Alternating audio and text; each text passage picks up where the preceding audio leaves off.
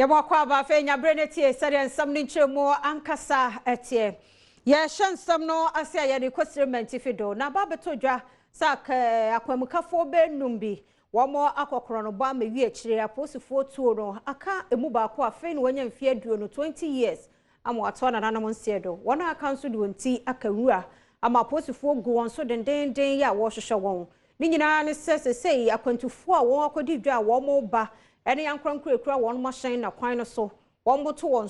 woto hye won so ewia won bo won tuo no ne ade nti wani abre won so papa Adom TV Kasee eto so Divisional Commander ya owo Swala to Nakalba ASP Digraft ama eje echiremu se esense wonum de aniama gu akwan mu afi na wode bosa enipa wonum kwakodi dwa no ho banti no afi akronfo no etu won anisi cargo trucks so a won na afi na wode won kron no ekọ won so okoso achiremu se abra cargo truck bia na efree to na ekọ Swala edu gbongbonduri empotemu honom no na police for echire sankrofo ya enam so ema etututu oba mu ema Yakubu Musa de etu ni bi kana sesei wada Swala ayaresa bia a police for enye no na woje ayarehwe ewo honom ASP Digraft amaje ekoso a ehye ahyankafo nyina abose wono bebu won ho modin biara e de abo won ho ban efree akomfuranfuro yi ho ewo mpotemu honom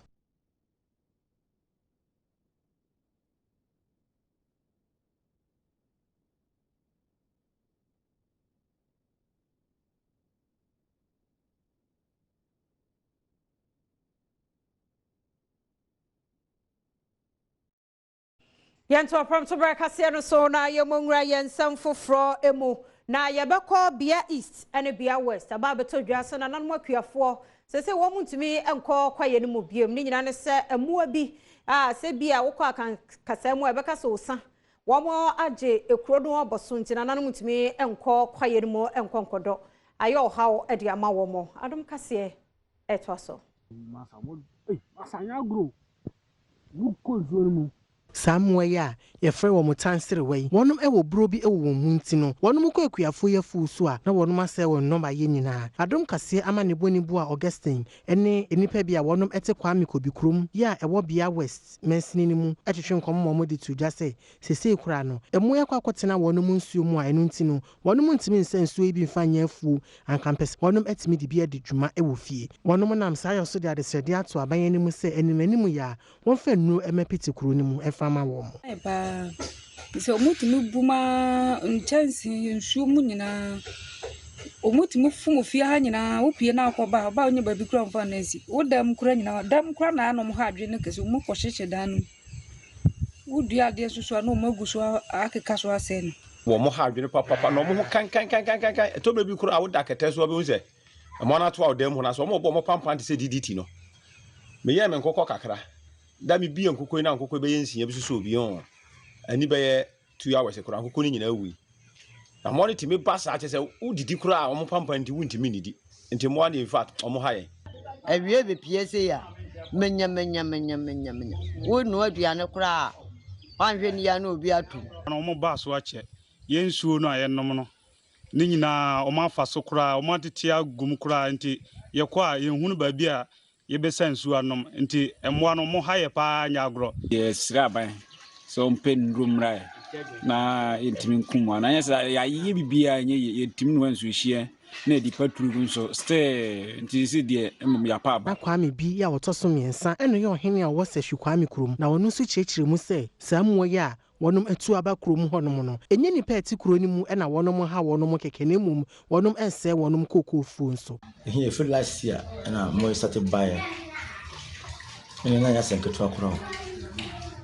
yeah swam so I catch say I'm very poisonous koto nsu nkura na so no kobe ke enya ano anso ono nya kwame kurom bia wesa yichi na bia misa ban no to de pese ya chief ye kokọ ya te pese chief no da bo no bia na so no mpe wudu a ntimo mo to mo mpe no bia bitima buku mo na ma ya na ne kyen ya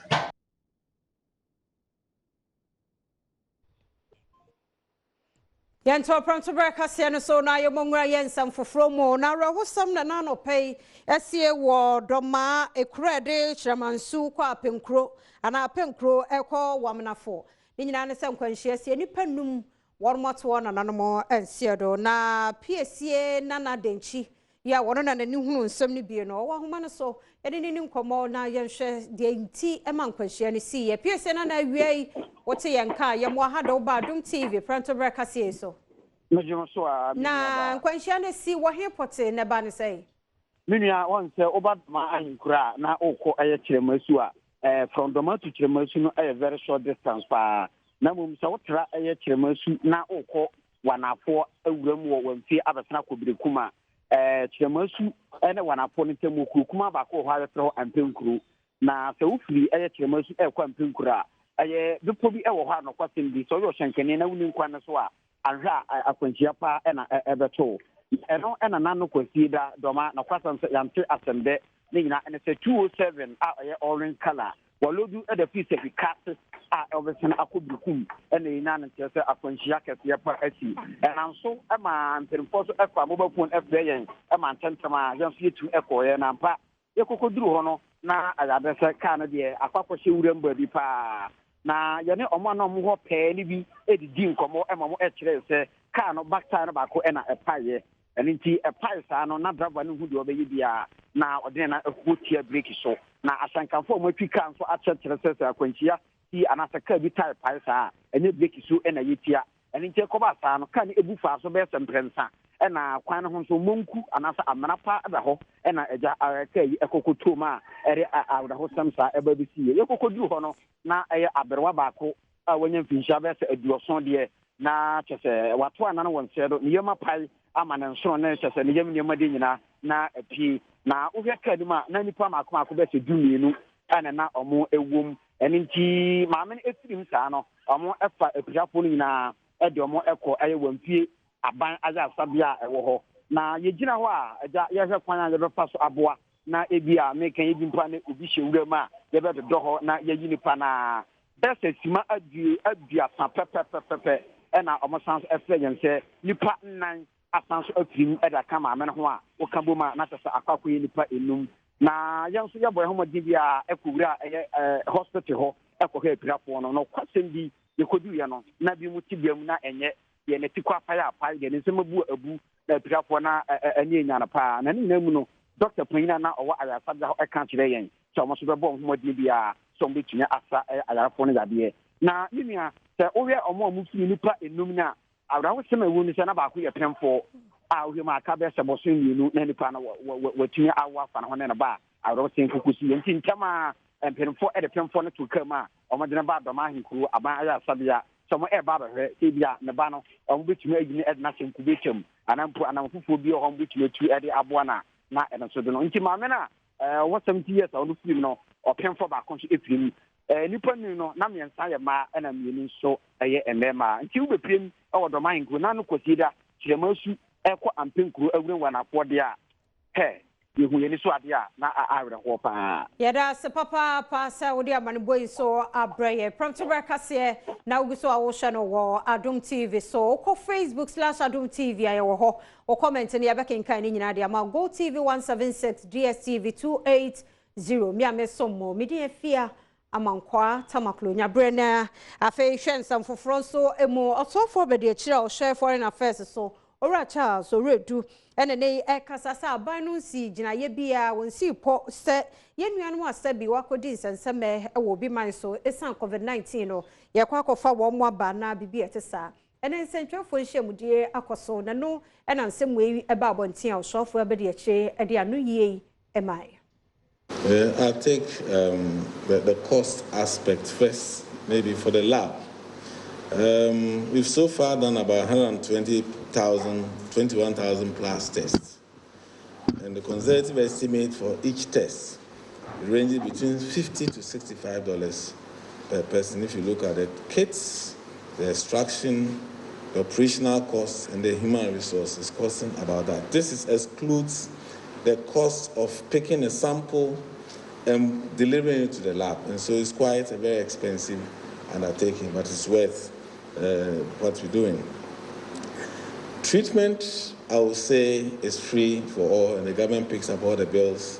including the bed fee, the medications that we are giving, and feeding of all the people who are in our treatment centers.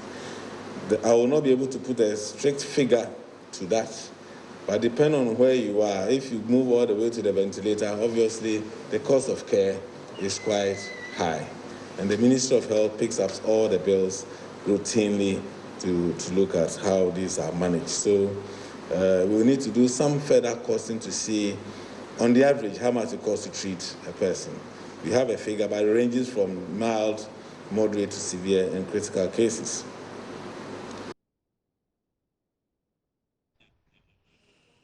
So now press conference no ase no Director General on the Ghana Health Services so and say eka one more bo testing ne samples ho COVID-19 wo my Ghana mo no 50 cost $65 wone Adom Kasee yakotwi bia yedeba. Now, in terms of the phase, the names or the numbers were such that the government cannot take a decision that, okay, all of these people should come at the same time. No, it's going to be very chaotic. So the decision was taken that, okay, let's start with the curators. And with this, we said that before they are brought in, firstly, they would have to make sure that they've undergone the test. So this group of people who are initially we were told the number was 5. But subsequently, when they landed and we did the reconciliation, we arrived at 230. So they underwent the test, they went through the test, and they were issued a certificate on the day of departure. So that day, this group of people, that's the phase 1, they landed on Saturday in Accra. Premotobre Kasee na gusa wo sha Adom TV so yenkwaje nkrato yi ban sam ne dɔso ebeto aso yɛmɔkɔ aba Premotobre Kasee na gusa wo sha ne yento so na yɛmonwura nsam foforo mo anura ne yɛbɔ mo amane se fiewura bi a wɔwɔ fankɔ sport M ne tenant ana obi ɔhan ne dan wakɔbɔ ne tuo mo ato na nanom nsie do esansa asam ne na ani enya ntina aposifo antwentwen so kora na make say ya de owura no akwakogina adaka maye abeka district court ama yamani boni abna duho mensa ewo ho a de ekoso ho no ode bre ya bepie mo abeka district court aha ena landlord a ye friend no Steven kankam a yesusu se woku ne ono ankasa ne tenant a ye friend Benjamin Oche ene ye de na ba na asem ye ba be hya ase adi ye bepie mo court no enam coronavirus nsensem ekoso no nti eye jaja otena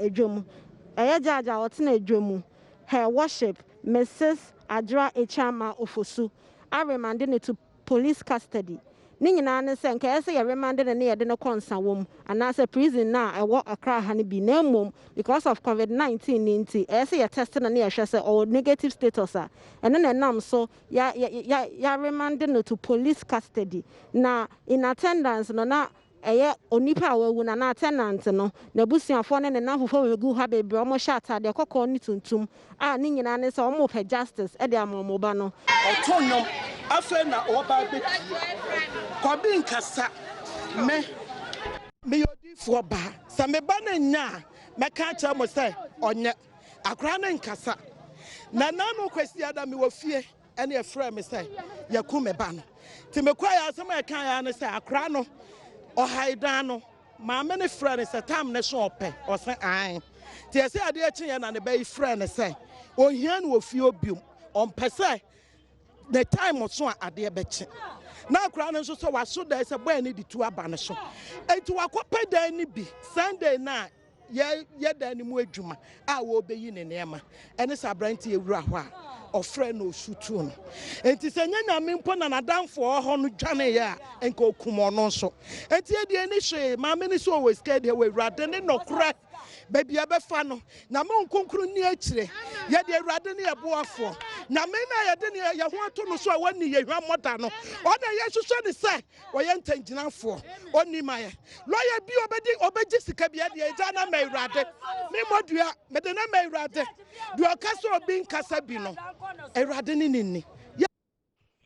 Yantoso na yakwa buno mantam no emu wondwentena ni de ma MPP amanyeko eyekwa mebafo adodo na frɛ no abronya DC na ene wo so wondwene ho a wonte ase de enti a NDC ne amanyeko nkaye bi ehye electoral commission se wo mfa birth certificate nso enka wo mo betime de aba betwere wondin wo abato din tra fofora penifo eba bebue mu no na wo bedwam dwumade so na no pai no de tu dwa wo kyerɛ se obi bia ebe wo no Ghana ha so onya Ghana ni kura ya wo no ha no obetumi akura birth certificate ni bi ntia no tumi nimu say ye Ghana ni de hye e de ya begina no so e de atwero din ensam no Adom Kasee e de ba wadwena wo be kire no as a major stakeholder no enye mandatory on the electoral commission but they are serving the interest of Ghana. Nam say o kwa serve a wadwena wo be kire no e recommendation. Se electoral commission ni tenatena to he no recommendation no ento sumu a enyenhye political party bia ni o man Ghana ha o se nasem ne mema ka no se electoral commission amfa nya aduma de a ene de se Ghana yese ne esi Kenya merebi the NDC minority in parliament o mo ne kasa o ma o mo wo mrahye bedwam no emra na akomrahye bedwam no a new voter register and a minority for na ye another request say on be sere say mo ba be new voter register dia mo fa birth certificate nyere enka ho enti enya limited registration asem ne ye kan wa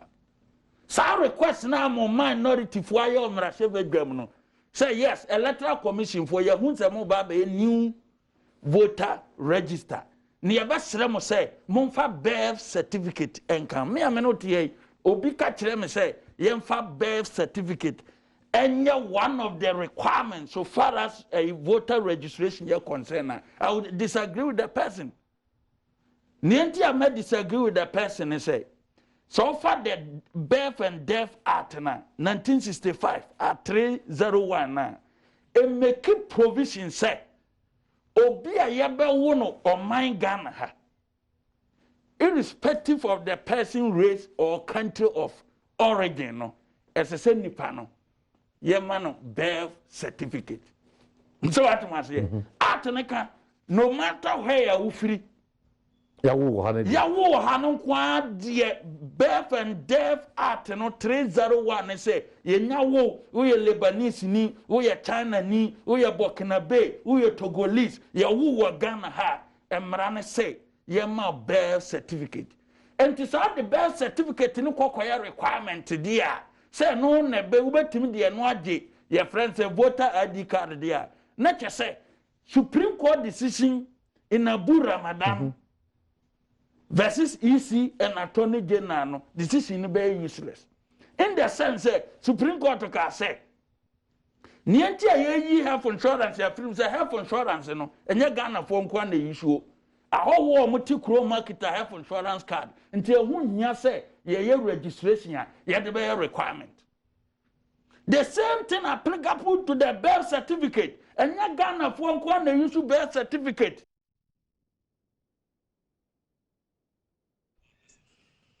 Medase so giso awo twen Adom TV Premotobre Kasee no what teach you show Facebook na sedan come on and I feel any officers ahodo yeda mu nyina ase se mo sha Adom TV Premotobre Kasee yet also ne abawura mu ye kwa asante mantam no mu Kumase ene ye body awura ne nei abatan bi anyame Adom wawafo ho afa womba wo wie ne sa na mre bi ohwo no mu a e wo so do ba no ekọ postnatal na mpanifo hwe sa abofra no ne tibia mu etesei Danso ne yase awofo no wo nko esan COVID-19 ti wo musuro sa wo mo a ebi be kire wo anasa wo mano a wawo won foforo nti abeye ohaw e de ama apomuden adwumayefo a Adom TV ne won ekasai wo apomuden hyehye mu no wo ba bia ewo a ebra no no wokọ ayaresabea ehwe na apomuden ene ne ba enso ede nanso ne ide eboboba ne se ema dodo na no agai postnatal care no enam COVID-19 ti yene ema ne bia wa santemantam atwetwe komo amamodi tudwa se wo musuro pa efrise enya de ombetimi abo moma no ho eban titiru de efe ne face mask no omuntimi emfa bi enhye enkora no enti omususu se omutena fie a eno beboa achense wo mbekọ postnatal care no tade ne hu o ko so abananya de obetimi akata ne efise wo sua Me a me share that pon bi se me ka me de be hye ne hene enso me de ye no bo ntimi akra na ntimi ama de na hye ne hene nti ama me ntimi mfa ne nko sense ayi ne ba ye ntimi mfa ne nko bi krada de bia metifi me twen say ebe ba fom na me de na ko because me ko we no omo ka che me say because of yare nti yen we bi but so we do injection so na idro so dia o metimi dia eden e dia man but dia ma me so ni say bi akwa na obi o yare ni bia oba no so betimi eden ene bi enkra no so ntimi hye face mask so hye ne sai bi kra na ne ho me ayeden akoti free say me wo ya me ba film de na ko ba akopɛ enso kwa no yakoba en kra na me su say bia na onye because onye bia mintumi hu Yeko Konfanachi Teaching Hospital ene nurse form payinfo wo hobi atwetwe enkomo ama mo de tudwa say o de toto emra na COVID-19 yade no ema ye ene neidi a nurse ema awo anenkedi se mo ba postnatal care no eso ehwehwan kakra obapa gift sewa adu deputy chief nursing officer antenatal free January no 2020 no na antenatal no satam na COVID-19 no na enyi ni tinti na omobapa January 1,509 cases antenatal and postnatal so 520. Into February so 1,115 and postnatal so 460. Into March no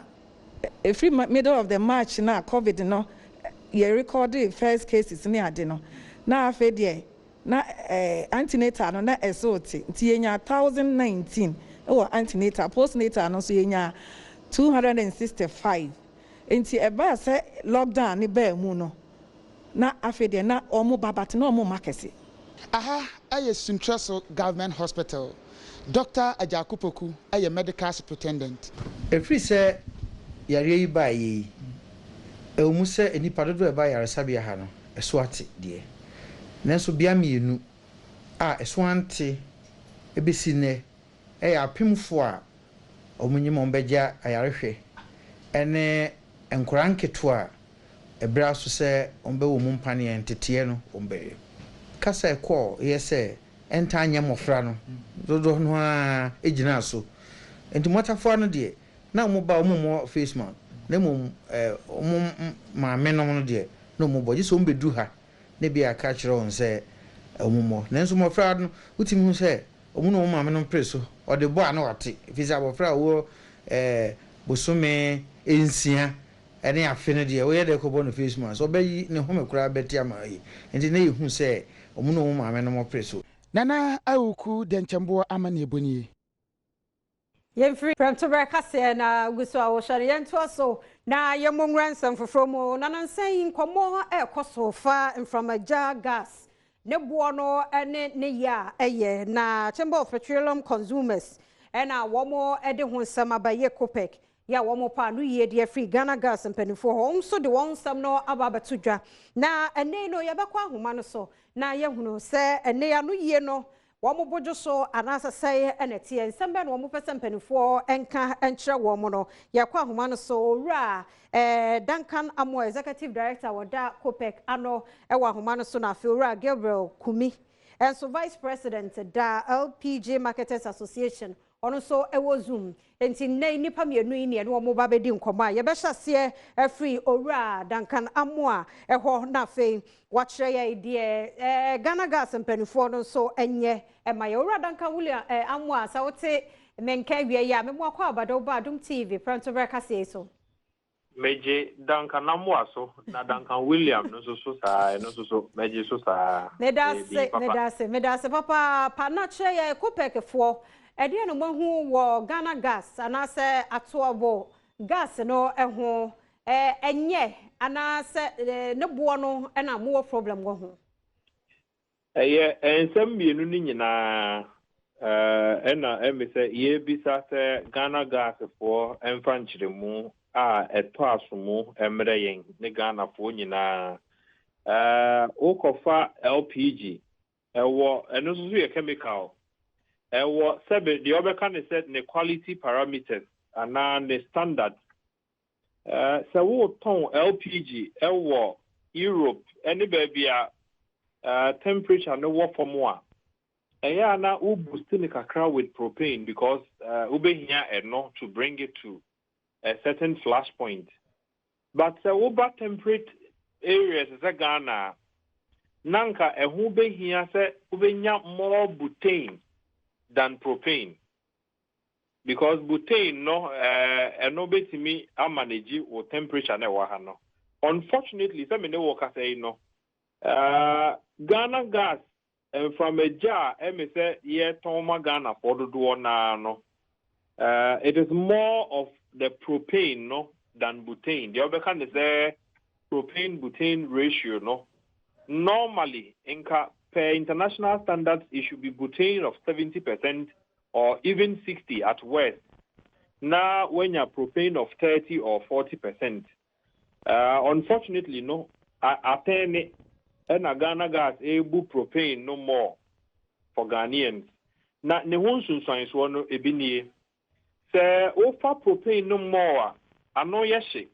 it's more difficult to separate propane than the butane, no. Enti eno ano yes kakra. Na bottles na your cylinders here are the gas gumo no. So almost designed for propane gas. They know how to enforce those bottles. Any valves here and from a Jaffa mono, they know how to enforce all of them. Now Ekobani said the regular bottles are enkebeye more butane and less propane, no. And a what a mountain is why they for gas. And a Ghana gas air supply more propane now. Then there is a danger there. Domestic fires here, who better say, obi gas, to move here. Sometimes they are not recklessness, but pressure no annoying. And it is a certain enclosed space now would say a flammable or a spark, you would easily get fire. And so besides the Ghana gas air pumping more propane.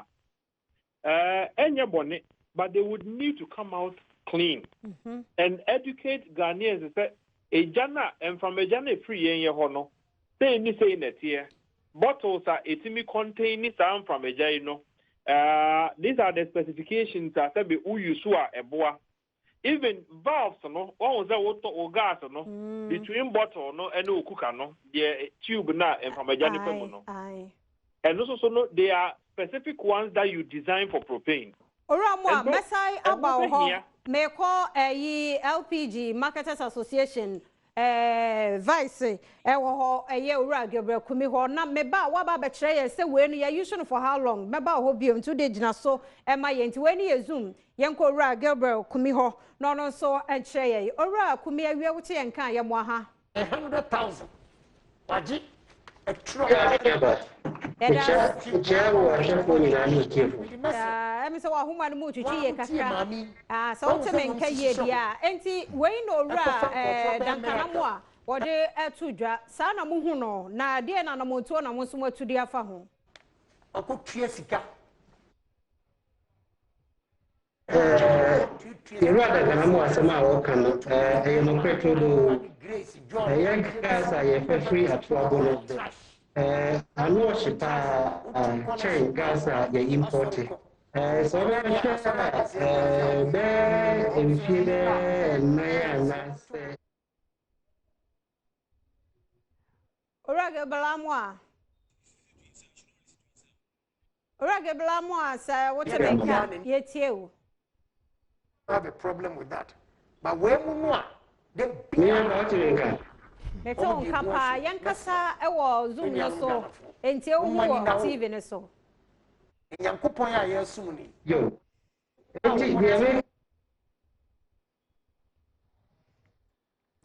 Ora dankanamu a wote menka ye hwe ora Gabriel Kumi edie no yento nkomo no so enti de na wo kan no awo ho for how many years and a month and a fen mo adwen abaso na na moto no etesai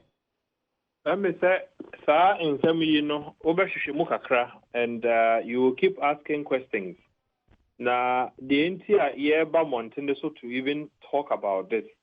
yeah aware say enkrata akoso behind the scene nobody is doing anything about it na so the safety issues at here no the ANC you assume everybody is safe until say busy Entimi mma say propane no ebekọ so aye way higher. Say way higher and so then Ghana Gas would need to educate all of us on the kind of the instruments that you be here to handle the type of gas that if you no. We would need that. When you now no gas as be here free at unfortunately, over the past 8 months per year record, Emprebia no nani bono wasoro esene sebe de yako importipo e dia begutema. Na enka wofa the local gas processor nanka expectation ne se de da anka go for eyema Ghana for no. Enka bono wasoro po a enka omutimiti omo de no so kakra so that the other companies no are also forced to lower prices so that many wo asumbedu yen. Unfortunately, wofa the importi and then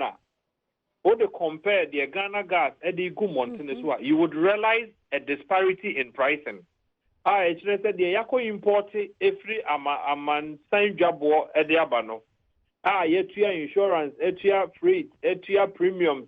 throughput, etia bibiano. Evedru hano, na still Ghana gas bo edaso was so esneno. Ye bisanchre mu, the entia ebanesa. Na se gas born a year for. Yema menomo asebe omoto bidie ene firewood ede no anwenwane no megidi se omododo na no will push to use gas because they are affordable na den se Ghana gas who should have been a game changer no da no eboa asebe they are putting on the market no we'll take it the past 8 months. I can give you all the records da the nisro 10 pesos and there was 20 pesos sometimes the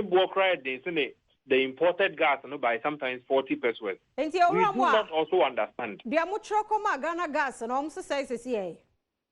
Sir, say Emwaya, Omodema, and our tree mono dear, there did the terminal doors instead to address the critical issues I raising. These are issues bordering on safety. The propane was na gas na no shit.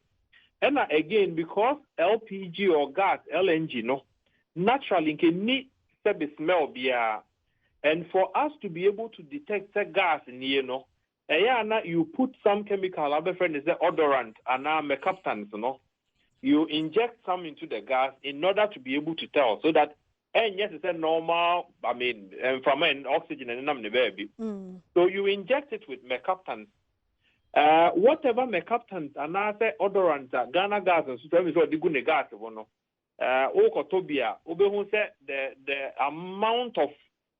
carbon what are odorants, pneumoniana no sweshi, Obehu said a bon year. And we are asking these serious issues you be here a new year from Ghana gas, you be here education from Ghana gas, so that Ghanaians can know that regions are here to gas, every Ghana gas. Regions bear enum, Ofa Western, Efa Ashanti, Efa parts of Eastern, Efa Bronga Hafo, parts of Greater Accra. Yes, taking gas, every Ghana gas. No? We should be made aware of these things so that may to be a gume gas cylinder more. Now, my check here who said we a propane bottle. I bet me a handle Ghana gas there. And now we are butane. We need to be quite aware of these things. Yeah, otherwise, if you no leaky, na eja. Na ashime ni pushing for. That is something we don't want to see. Yeah, that's say Ora Duncan, I'm executive director or Dakope Kano and watch you more on somewhere no and some who here. So I see a D and Komoko anymore. Na LPG Marketers Association. Ye nyano bie mu a wono so ye beje wadwen kire na fe Ghana gas nso nkire mu na sa ba yie ne nyina nso yate ye ho ase Premotobre Kasee na oguso a wo hware mame akua bonsu ye da se takrade no wo hwe ye free Bob Williams wo se nyame hwa Adom TV Kasee kwabena famous nso ewo nungwa ye gina no so Premotobre Kasee na ha na brama kwan ne ye de asie midi afia amankwa tamaklo